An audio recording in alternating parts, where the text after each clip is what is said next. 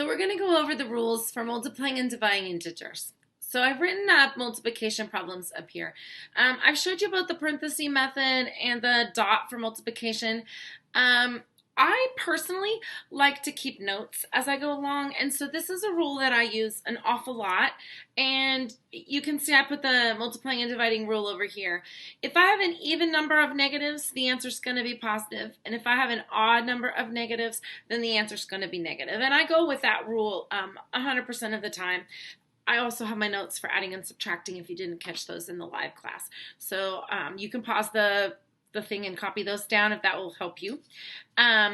Let me go ahead and do that. You have one negative sign, so therefore the answer is going to end up being a negative. So 2 times 4 is -8. You have two negative signs, so we automatically make it a positive. Again, one negative sign, it's negative, and two negative signs would be a positive 20.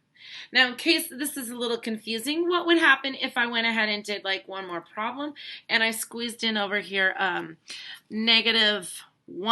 times -1 times -4. So if I were to multiply three negatives together, a negative and a negative cancel to positive, and a positive times a negative is a negative. So you would end up with a negative because there are three negative signs.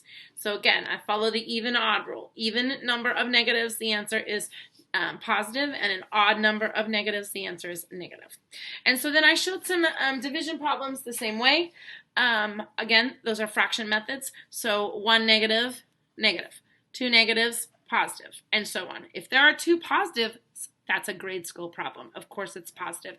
So don't get confused when there are 0 negatives. It's just going to stay positive like you would expect it to. So again, even and odd rule, that's the best way to remember that. So great job, guys.